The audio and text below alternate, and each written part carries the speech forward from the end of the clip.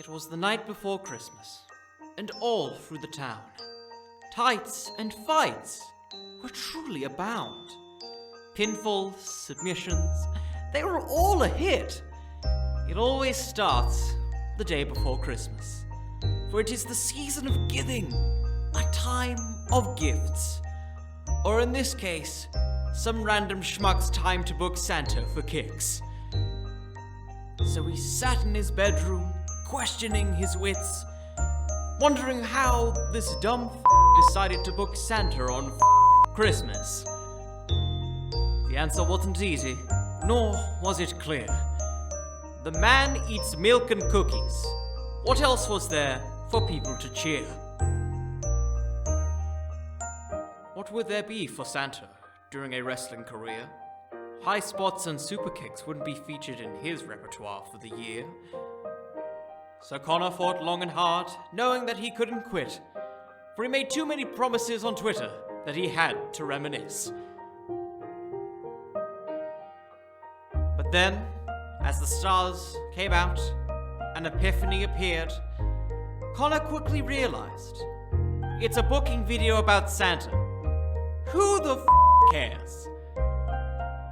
So he said, time and time again, that this episode would be the weirdest one that he's ever did.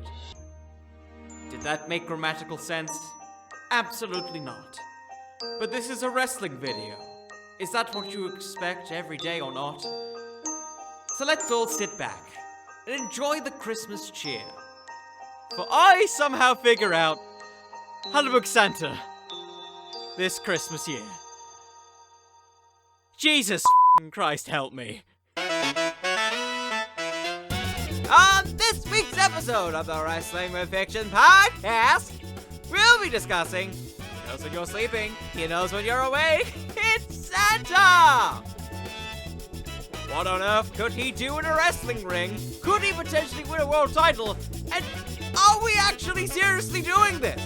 So for now, tell your friends, tell your friendliest friends. Tell them all about this new special holiday edition of the Wrestling with Fiction podcast!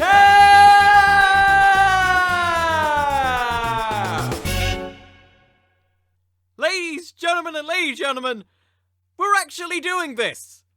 This is actually happening. The joke has gone too far. I can't believe I'm doing this, but we're doing it. I am booking Santa this week on this special holiday edition of the Wrestling with Fiction podcast. If this is your first time looking at this podcast, you've picked a hell of an episode to start with, because this is likely to be probably the weirdest episode I've ever done at this show. Because most of the time, it's been of actual wrestlers, not Santa. And as far as I know, whilst there have been Christmas-related characters, think aka our favourite mayor of Knox County, the Christmas Creature, or other various Christmas things like Santa getting run over by a car, I still remember that, Del Rio, there has not been a definitive Santa character. And I'm gonna change that. I don't know how, I don't know what, but I thought of some ideas. As anyone who loves wrestling does, we like to speculate. So, this podcast is going to be a little bit different. So, there's going to be no fantasy fumble this week because it's bloody Santa. Most of this is going to be fumbling. And it's just going to be creating possibilities in which Santa, I'm not kidding, could be a potential wrestler. And I'm not talking just a comedy act. You'll see what I mean. But first, we need to discuss how this would all come about.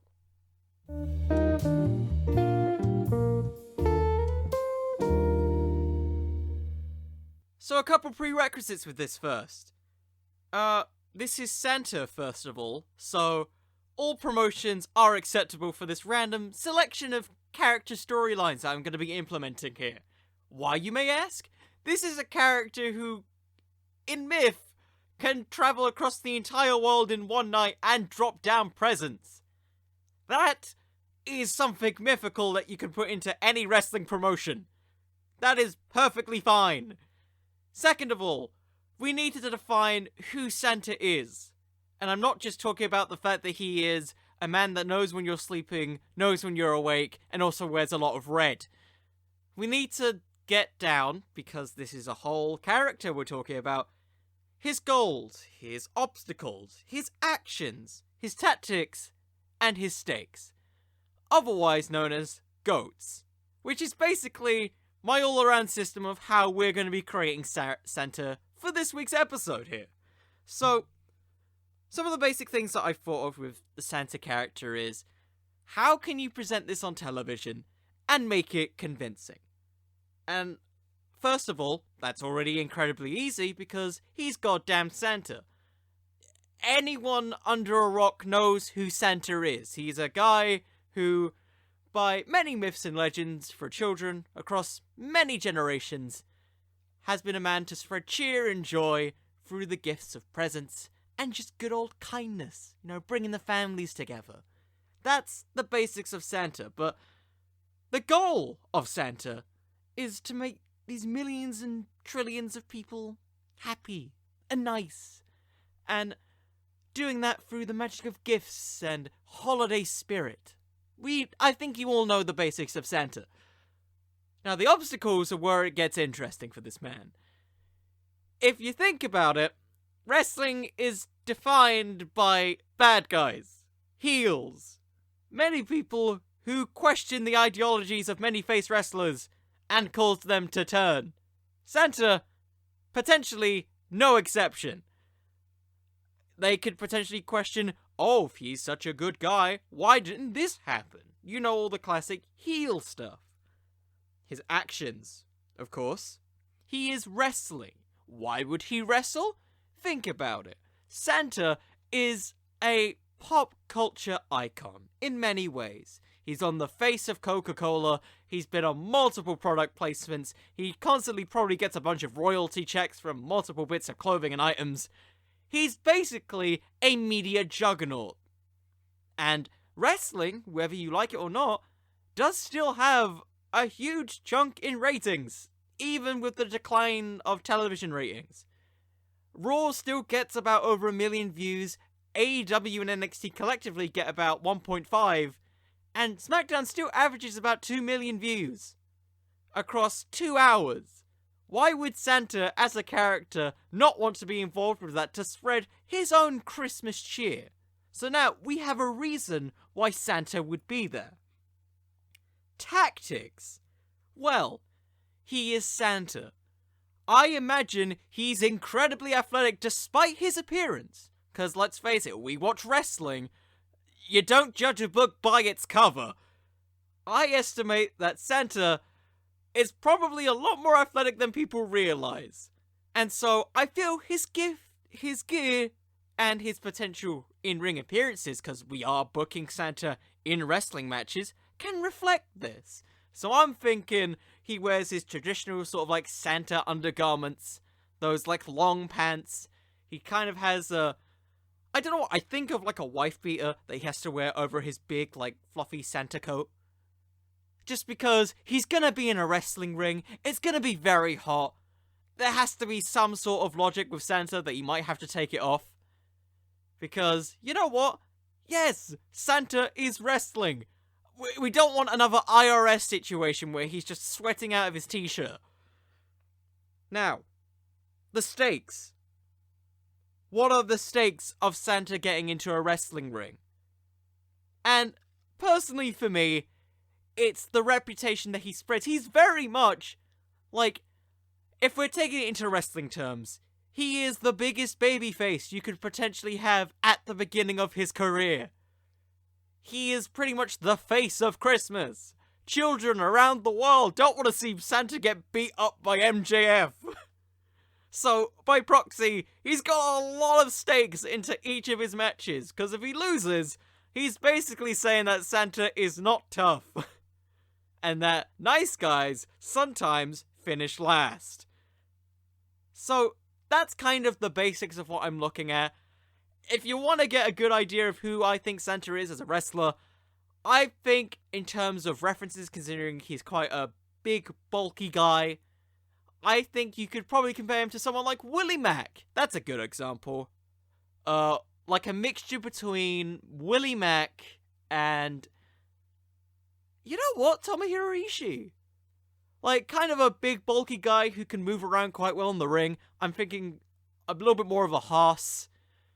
I personally thought of his finisher being a lariat that I have dubbed the stocking stuffer, which is just a very, like, super powerful lariat. Think similar to, like, it's like a weird cross between John Bradshaw Layfield's, like, clothesline from hell, and I don't know if Baron Corbin still does this, the, like, thing where he'd, like, run outside the ring, like, take a turn from, like, the ring post, and then just sort of, like, hit a clothesline on him. Maybe you could say he's, like, traveling across the North Pole and then hits him with it. I don't know, I think that sounds pretty fun.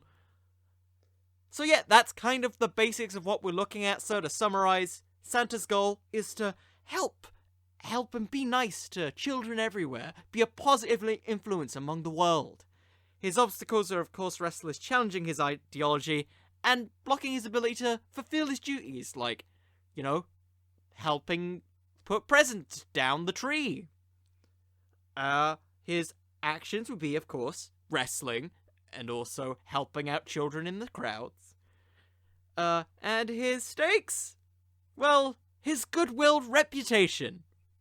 So, let's put that reputation to the test by really getting a good idea of who is on the naughty list.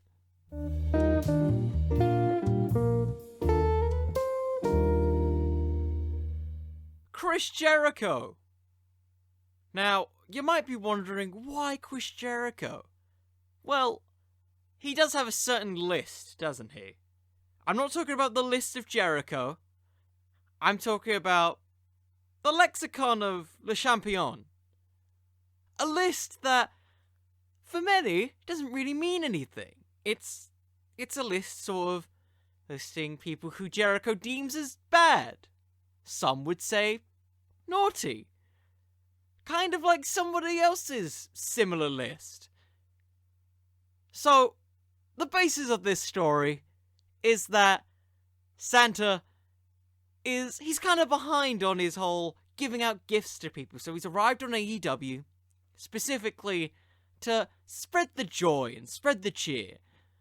And he's on a quest to find his naughty list that has been conveniently missing for about over a year. He's not quite sure who's a good guy and who's a bad guy now. And who really deserves presents and who really deserves coal.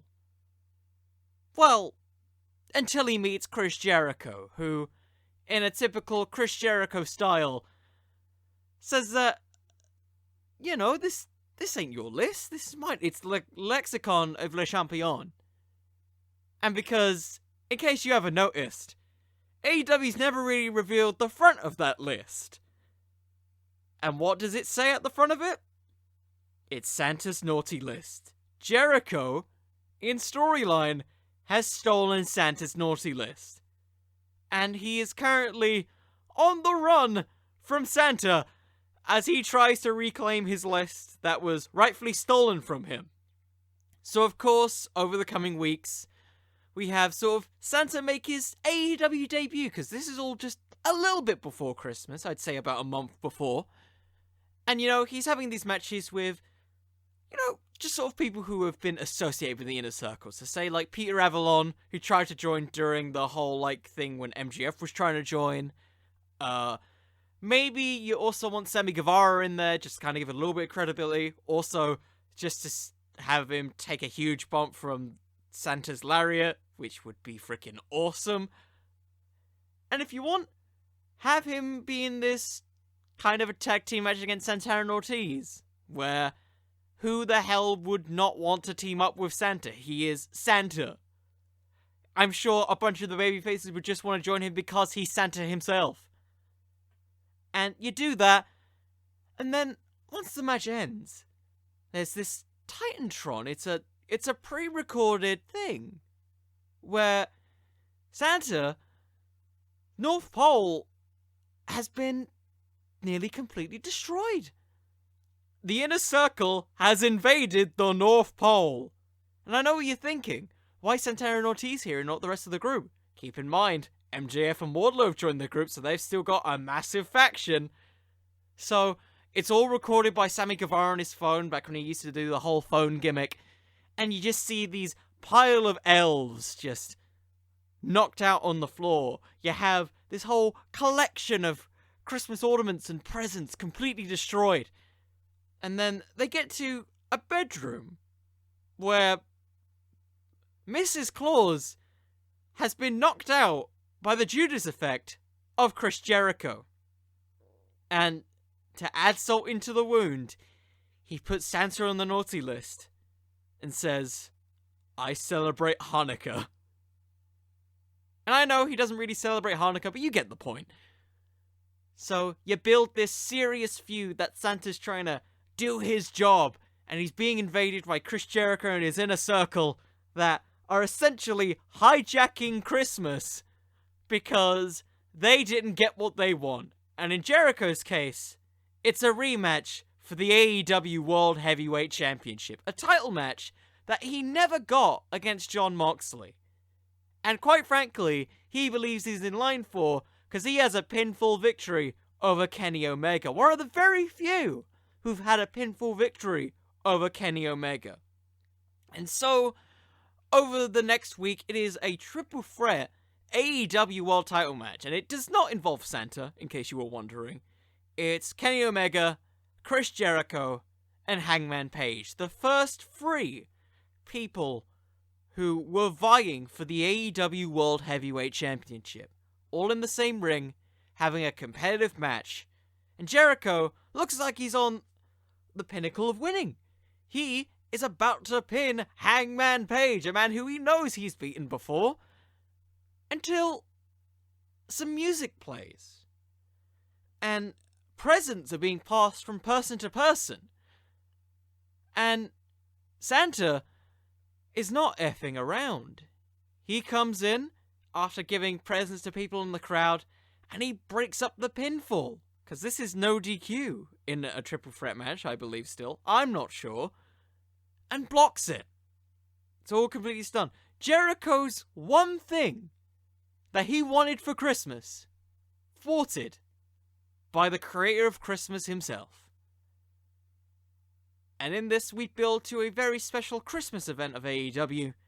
Chris Jericho versus Santa in a naughty list fight. I couldn't think of a better name. So, basically, it's a street fight. Where it's anything goes. Santa and his, collection of elves or people just looking to help him out. Coming out there with his newly dubbed naughty list. Where the only thing on there is Chris Jericho. And Chris Jericho comes out with his own naughty list, putting Santa alone. It is a match of 2 titans that should not be put together in a wrestling ring. And that's kind of how I would want to build something up with that. You kind of build Santa's credibility, kind of make him feel like he's a longer-term character on the roster.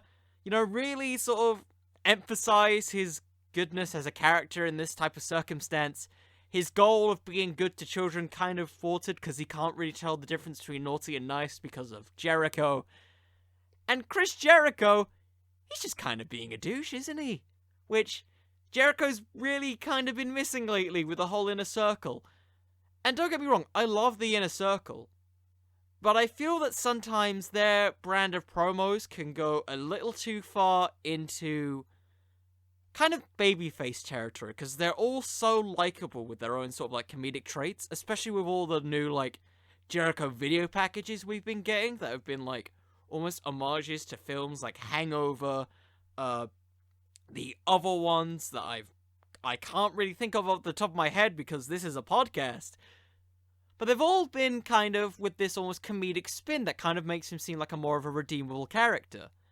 And you can't really have that with Santa. Particularly if his whole thing is that he wants to help people. So, I feel like in this you'd have to emphasize the negative parts of Chris Jericho, the very selfish parts that haven't really been seen since he lost the title to Jon Moxley. And the Stadium Stampede, and so on and so forth. And with it, you build Santa as kind of a more credible threat and not just a joke, because he's in there with Chris Jericho. And at the same time, it's also kind of a joke because Jericho had a competitive feud with Orange Cassidy. This type of thing isn't completely out of the realm of possibility, especially with Jericho. And the way that he, cuts promos, and, his history of kind of being a delusional character, particularly with, the stuff with, multiple catchphrases like, "It," "You stupid idiot," and all of that stuff. I wouldn't be surprised if him saying that it's Happy Hanukkah instead of Christmas for him now, and that he's officially Jewish. I feel like that's not out of the realm of possibilities for the Chris Jericho character. And I feel like with this, you don't have to have Santa win, though I feel like storyline-wise, you could have him win. And you also make him a credible thing. Say if you want to book him a little bit longer than December. That's a thought. Because if you're gonna make Santa a character in wrestling, you have to break him out of the traditional sort of constraints of the holidays. You can't just keep him purely in there for just the holiday season. Which is why you need to debut him arguably sometimes a little bit earlier. And maybe, if you play your cards right, you can give him a new lease on life. Maybe some gold.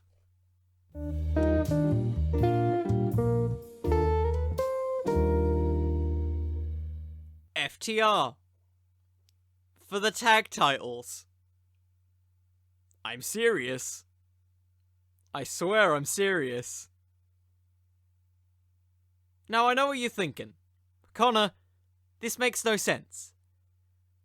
And in many circumstances, I think you would be right.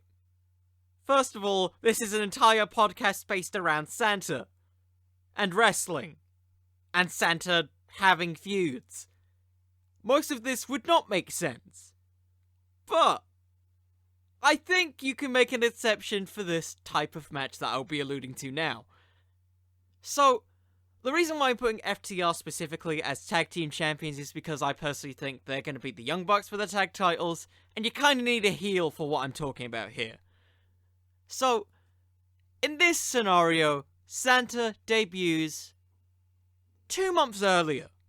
So say early November, which, by this point, in storyline, his sort of explanation of getting presents around to everyone is ahead of schedule. Everything's already been made, all the plans are set in motion. But he realizes that he can't quite get presents for everyone this year. Because not everyone is able to watch AEW Dynamite on TNT. Yes, it sounds like a blatant product placement, but this is wrestling. I think this is fine. And because he's not able to show everyone the joys of AEW on TNT, he feels that the only way to do that is to bring the gold around the world. Really just spread the Christmas cheer. And the only way to do that is if he enters the wrestling ring and goes for a title. But of course, Santa can't do this on his own. He doesn't know how to wrestle. So, he's on a quest to win the tag team titles. Which, if this is already holding red flags, FTR is the definition of tag team wrestling. In many circumstances, I think they would absolutely despise the fact that Santa is looking to take the tag team titles from the greatest tag team on this planet. And quite frankly, I think they would hate the idea that some random person dressed in very bright red trousers was willing to take their titles from them. Particularly since they were almost forced to be comedy jokes in WWE. So, that's the basic premise of this, but how does Santa get a tag team partner? Like, he can't just suddenly get Rudolph the Red-Nosed Reindeer to help him out, or he can't get some random elves. It wouldn't work. He doesn't have the chemistry or the need to do this. So, of course, he has to hold auditions to get his tag team partner from AEW. So, we get a series of skits from week to week of Santa trying to get the perfect tag team partner to win the AEW Tag Team Championship. You get multiple entrants, not just like singles guys. You even get some tag team wrestlers in there. Guys like Peter Avalon, Brandon Cutler, Wardlow. Yes, Wardlow. You don't know if he loves Christmas or not. But he doesn't really go for any of them. They're all good guys, but they don't really have the drive to be a tag team champion that he kind of feels needs to be present to spread the goodwill and joy. They're all selfish reasons to be AEW tag team champion. Until he sees Jungle Boy, a character who, for the most part in AEW, has been a mute. He hasn't really said much. Anytime that promos are done with Jurassic Express, it's done with Marco Stunt, or it's with Luchasaurus. You never really hear much from Jungle Boy. And you might be asking, why is it that Santa would team with Jungle Boy when he already has a tag team? Well, it's all about planting the seeds of Jungle Boy, breaking out from Jurassic Express. And sometimes, to do that, you need to have the character do some stuff on his own. Does this mean that he's broken up from Jurassic Express? Absolutely not. In fact, at the beginning, he's probably a better team with them than he is with Santa. In fact, once they're made a team, they're losing. A lot. And so you get these, bonding moments between the two. Because from Santa's perspective, Jungle Boy is this character who was very, not well off is a good way to describe it.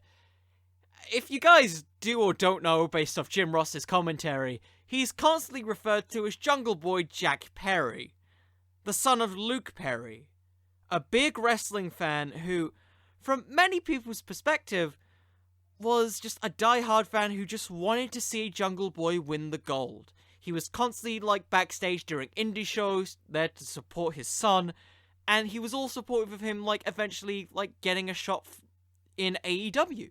I could be entirely wrong with that, but I do remember him being very supportive of it. Don't take anything that I'm saying about this as, me having definitive facts. This is just off the top of my head. And with it, Jungle Boy has this sort of desire to be a champion. Not just for himself, but for his dad, who never really got to see him hold a big title on the world stage. And so, for Santa, this isn't just about him winning the title and spreading it across for all the good girls and boys. It's also about fulfilling a childhood dream that was never really fulfilled. And one that couldn't be reciprocated with his father. And that's kind of the basis of this team, and how you start to really sort of build them up, is this kind of, the odd couple tag team that, will they get along, will they not get along? We've heard this story before, but it's with a babyface team that, little by little, is slowly coming together as a team, and they start to win matches. And when they finally get a shot at FTR, it's not about Jungle Boy not only just winning the titles with Santa, and for the sake of Jurassic Express, it's all about, him defining himself away from his father. As I've already alluded to, Jim Ross constantly says on commentary that he's Jungle Boy Jack Perry, Jungle Boy Jack Perry, Jungle Boy Jack Perry. And for me, I've always found this kind of odd and I'd say kind of insulting for Jungle Boy as a character, because it isn't really making him stand on his own if you're constantly reminding him of his acting dad. I understand why you want to do it for publicity and also credibility, but if you look at Jungle Boy compared to Luke Perry, they're two almost completely different people, so why wouldn't you want to treat them like that? In fact, make it a desire for him to have that. Because I think that's what, I can't really speak for the character, and I can't really speak for what he would do. Hell, it's a character that's been mostly silent. But I think you can tell the story that he doesn't want to be like his father. He wants to be just him.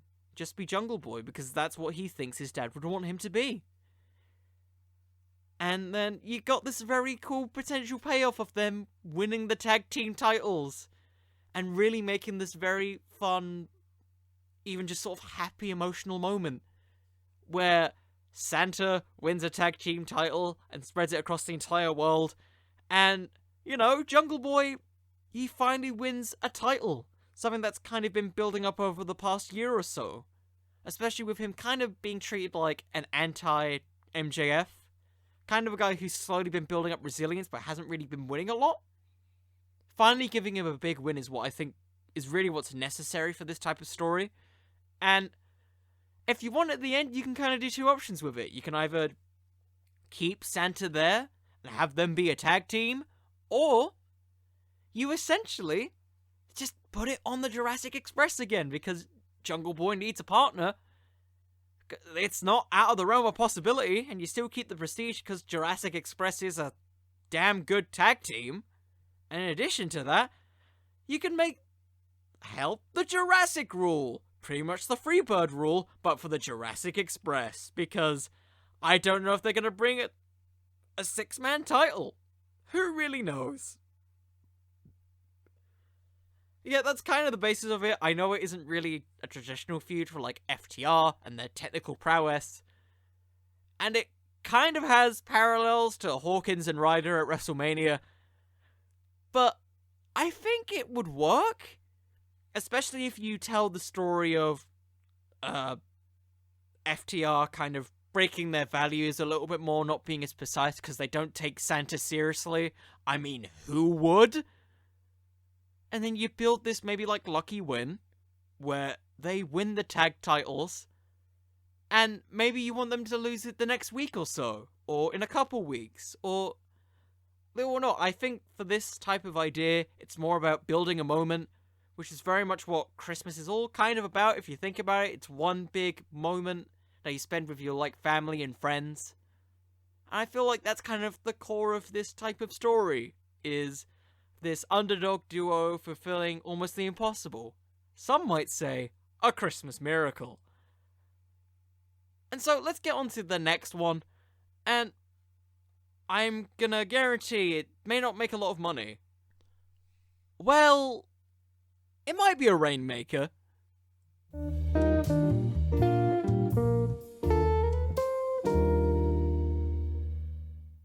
Kazuchika Okada. I'm serious again. Jesus, this is gonna sound so stupid. So, we begin at New Year's Dash. Why New Year's Dash? Because it's the end of Christmas. It is during a 6-man tag team match between Okada, Yoshihashi, Hiroki Goto, against Suzuki-Guns, Minoru Suzuki, Zack Sabre Jr., and, Taichi. And, everyone's all safely socially distanced. They're all incredibly safe, as they should be, all the great protection that Japan's done. And as the commentators are discussing this match, Santa, all of a sudden, is at ringside. And they're wondering, why is Santa here? Isn't Christmas over? Why is he here? Shouldn't he be at the North Pole or something? And he takes off his jacket a bit for a moment. And he stands there. And he stares at Okada as he's making his Rainmaker pose. Keeping in mind that probably at Wrestle Kingdom, he probably just had a bunch of Rainmaker dollars just fall out from the sky. And, just hit all of these 20,000 fans, potentially, at the Tokyo Dome. And the match ends. And Santa charges in. And he clobbers Okada. And in a turn of events, this is going to sound even more ridiculous, Santa joins Suzuki-Gun. Yes! Suzuki-Gun. The heel faction. you might be wondering and questioning, Connor, did you just turn Santa heel? And the answer is, yes! I just turned Santa heel! For no reason! But we'll get to the reason in a second, but up until this point, Santa, all of a sudden, just attacked Okada and beat the living S-word out of him. Clothesline. Lariat, whatever you want to call it, whatever the commentators want to call it. He just beat up Okada. Maybe that's a good thing, depending on how you feel about Okada right now. But hey, nobody said I couldn't turn Santa heel, and I'm gonna find a way! I'm gonna find a way, so help me God. So, this all happens. We have the shocking reveal that Santa has joined Suzuki-gun. And so we get to those classic, like, New Japan backstage interviews that we get. And Santa doesn't really explain himself first. It's all very confusing. The whole mythos behind Santa spreading this goodwill and joy is almost befuddling. It's confusing. There's no joy to be had about this. He just basically attacked Okada for no reason. He snapped, so to speak. And so he doesn't say anything initially. So we cut to one of their first big shows. We're going to say New Beginning. And he's featured in a tag team match. And he's dressed unlike all the other prerequisites that I've presented Santa in, with the traditional, like, red trousers, wife beater sort of like top. He's in black trunks, his big bushy beard out, shaved head, all completely white. And he's coming out with Minoru Suzuki by his side. And he reveals this brand new finisher called the Santa's Claws. Think a la the Gargano Escape, where he completely traps them in his own version that kind of seems like a present. Or at least in this case, it's a present to them. In which he dutifully submits whoever is put into this hold. It kind of looks like Okada's, or you kind of want to make a contrast to Okada's submission move that he's got now. And so we get to the end of the match, and Santa, he gets the microphone. And of course it's a Japanese audience, so he isn't going to be speaking Japanese, he's speaking English, which immediately makes him more of a bad guy. And he talks about how Okada is a spoiled brat. He was grown up in a life of luxury. He got everything he wanted. He was given a world title shot initially when he first, re-debuted as the Rainmaker. He's been given rematches within almost a month's notice. Think a la Tetsuya Naito versus Okada for the world title. And more importantly, he is not a good boy. In fact, he should have been put on the naughty list a long, long time ago for these actions. But he wasn't. And Santa's sick of it. He's sick of everything around this. Because 2020 has been hard for everyone. Especially Santa, who has had to travel with all these travel restrictions to give presents to the good boys and girls, with next to no appreciation, especially from a person who is given so much to throughout his entire career, and for many people's careers, because he is Santa, and you can argue he's been integral to everybody's career, because he's the one who spreads cheer and joy, and that cheer and joy sometimes gives you titles. And so this whole thing is about him saying that I'm tired of just giving and giving and giving. And it's about time I take some of those presents back. Which is why he's aligned with Suzuki-gun, a man who's earned everything on his own. He didn't get gifts from Santa. He took that coal and he made it into diamonds. And that's what Suzuki's gonna do with Santa. they're gonna completely destroy anyone on the roster who Santa or Suzuki deems as spoiled brats. People like Kota Ibushi, Hiromu Takahashi. I like to imagine he completely kills Daryl again. And various other figures. You know the drill. And this all culminates to a special singles match between Okada and Santa. Santa looking almost completely unrecognizable to his traditional garbs that we're all aware of him having, versus the Rainmaker. It's the battle of youth versus elderly. It's the battle of the past versus the future. And it's a battle of Christmas, in many ways. And it's the battle of who do you really deem as naughty or nice? And in this scenario, Santa's the one who's not really being nice here. He's been so misconstrued and screwed over by the world that he deems that nearly everyone's a bad person. Because why wouldn't you be after this entire year that we've had? And why wouldn't you want a storyline that kind of shows that that's kind of wrong? I personally want to spread like an air of positivity with this idea.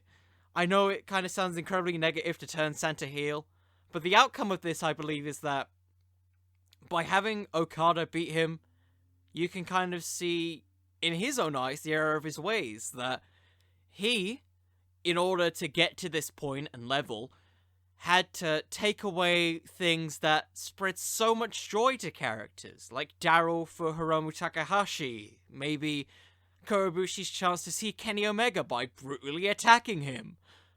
Just all these things that Santa's preached for decades of trying to spread joy being almost erased by his own wrongdoings.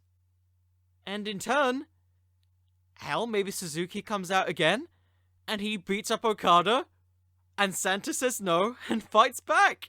And you get this Okada, freaking Santa team up. All in time for like a anniversary show. Which, I know it sounds ridiculous, but you know what? It keeps Okada busy, it keeps him out of the title picture, it kind of gives him an interesting character dynamic that isn't involved around the world title. That's all kind of based around his own morality as a character. Is he really a good character? If you explain all the flaws of him, rather than presenting him as Super Saiyan God Okada that we've had for the past, like, 3 or 4 years? And at the same time, you kind of show another side to Santa that isn't the traditional way. And in many ways, you create a whole new character in it of its own. That, whilst it is Santa, it also isn't Santa. And by proxy, Santa becomes a more encompassing figure that you can have on the roster and have it for a longer period of time. It kind of also adds depth to him and his whole goal. And kind of, because the best heels, I went a little bit off tangent there, is that the best heels are the ones that believe that they're right. And Santa, in this entire thing, believes that he's right. Because why wouldn't he be? The whole world has screwed everybody. And not just Santa, the whole world. So why wouldn't he be more critical of people? Especially if he's isolated in the North Pole for so many years, and then all of a sudden he turns up in Japan and he can't leave. Because he's stuck in Japan because of travel restrictions.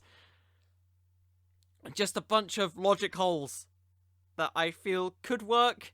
They'd probably need a little bit more explanation because I'm not perfect. I probably left a huge chunk of things out. But yeah, that's another idea. And so we've already talked about AEW. We've talked about New Japan. I think it's best that we close out the final section of this podcast with something that's a little bit more encompassing of the world. And really shows that Santa needs some liberation, so to speak.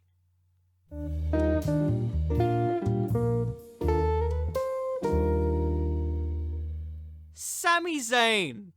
We're closing it out on Sami Zayn, who is set to challenge, or at least defend, his Intercontinental title against Big E So, this is all kind of dependent on if he wins or loses or not. I have not checked the spoilers for SmackDown. So, either way, I hope this works.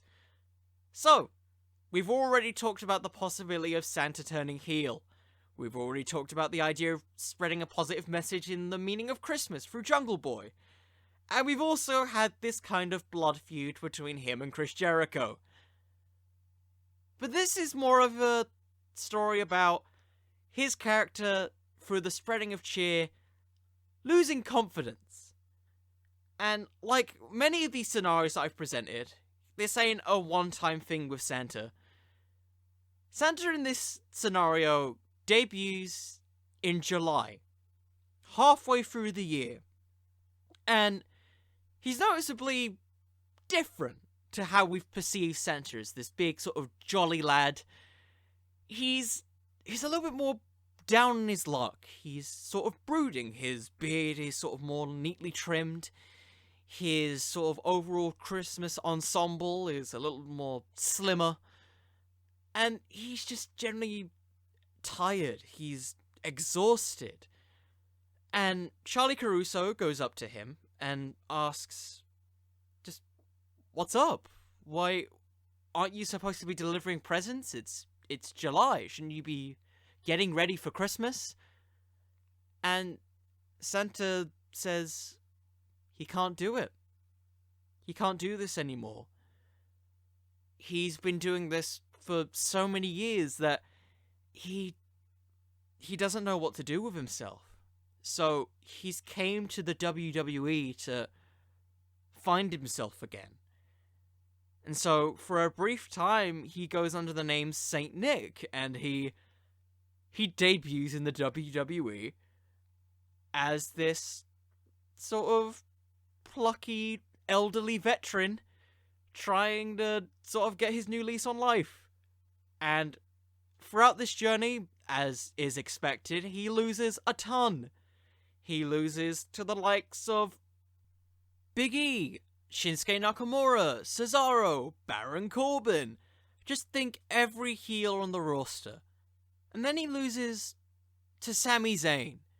All these efforts made so that Santa can eventually, find his joy of helping people again. Something that's kind of been lost based off of, all the sort of like viral YouTube clips that we see of these kids with like 8 iPads and thousands and thousands of dollars worth of like cars and houses and all that stuff that we see on the internet. And he really tries to find the good in this. And as he starts to get close, he interacts with Sami Zayn, who kind of illustrates that both of them are champions of the continents. They are people who, across the entire world, are forces of change and inspiration. Sami Zayn's Sami Fazieria, which is a fantastic charity, by the way. And just stuff that he does for the WWE. And Santa being an influence not only just across the world, but also to the people at home watching WWE right now, for being such a elder statesman willing to take on the gruesome schedule of the WWE system.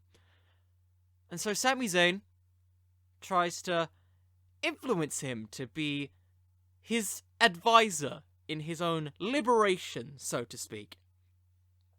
And over the several weeks of television, Sami Zayn has Saint Nick as his manager, kind of just supporting him here and there, in which Sami constantly manipulates Santa to have him score wins via cheating, and tarnishing the good name of Santa by having him just distract the referee, inadvertently lay hands on opponents who are in a match that he is not involved in, and in many ways, getting him to be completely against the values that he tries to teach men, women, and children.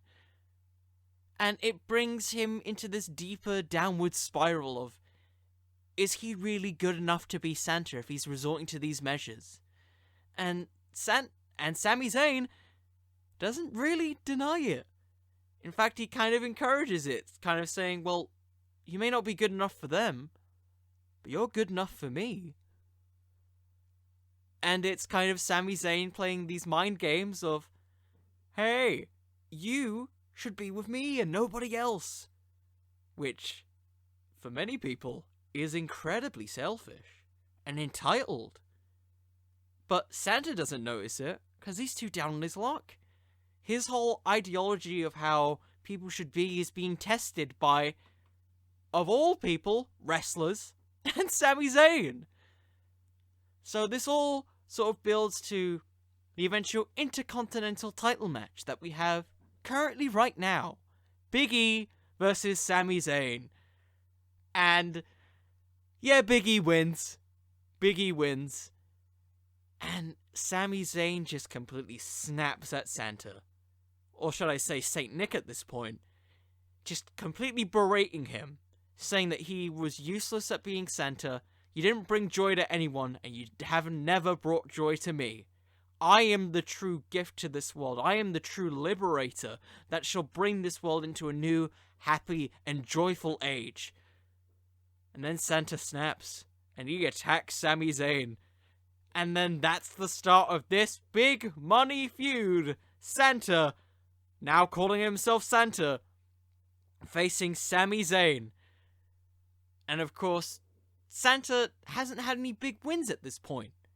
So he trains with Big E, who he helped inadvertently win the Intercontinental title, because of course Big E loves Santa. Of course he does. He's a guy who dresses in a bunch of costumes, and I'm sure he's incredibly festive. He'd help Santa. Plus it helps Big E kind of remain in his sort of New Day-like self. Help him sort of teach some new moves, start getting him into a more sort of bulkier state, kind of similar to his old Santa ways. He starts growing out his beard a little bit more. There's a little more glimmer in his eyes. He actually seems a little bit younger. And it all culminates in this Santa versus Sami Zayn match at whatever pay-per-view you want to call it. I don't know. We'll call it Santa's Workshop match. That's the match that we're going to have for the pay-per-view. It's the Santa Workshop match. And it's essentially a parking lot brawl style match, but in Santa's workshop, a place where Santa hasn't been in months. Because he's been so focused on trying to find himself. The elves have been all hard at work, building all of these presents. And then you see Sami Zayn there, destroying all of them. And thus the fight starts. They start brawling across everywhere. They start inadvertently destroying presents. And then Sami Zayn he inadvertently turns on a YouTube video of one of these spoiled people who inadvertently got him to stop being Santa in the first place because he felt guilty about the whole thing. But then he says to himself, and he says to Sami Zayn, there are many naughty people in this world. But if I can't be nice, who can I really expect to be nice? And so Santa throws the phone out of the way, hits his patented lariat that we've been over. 1, 2, 3. Santa beats Sami Zayn, reclaims his confidence. And in many ways, he spreads a positive message that Christmas is a time for joy and spending time with family. It's not all about presents, it's about sort of spending the time with the people that you love.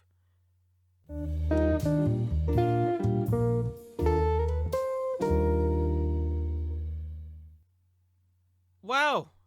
Yeah, I actually did it. I pitched ideas for Santa.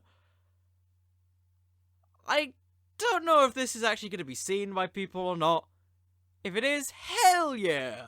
If not, I don't blame you. It's a whole wrestling podcast about Santa potentially turning heel or spreading Christmas joy.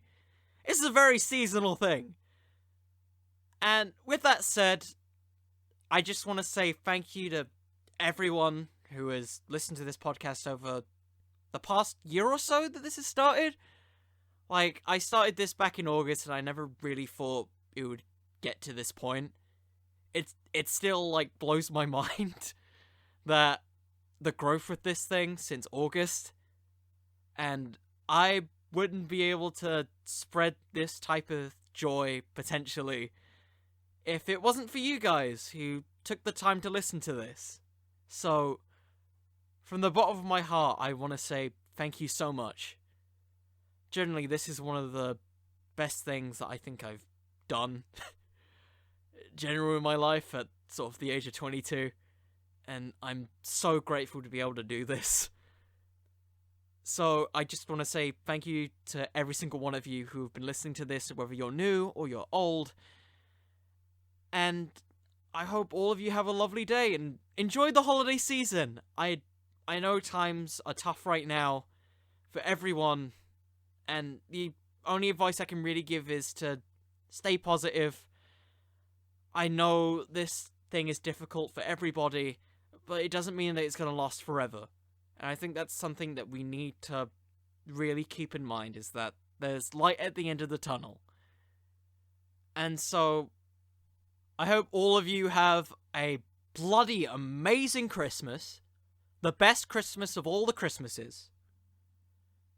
And I hope that all of you have a freaking lovely day and a lovely 2021, because that's what we all need. So, thank you all so much, and remember everyone, wrestling could always use just a little bit more fiction. See you all. Merry Christmas, everyone.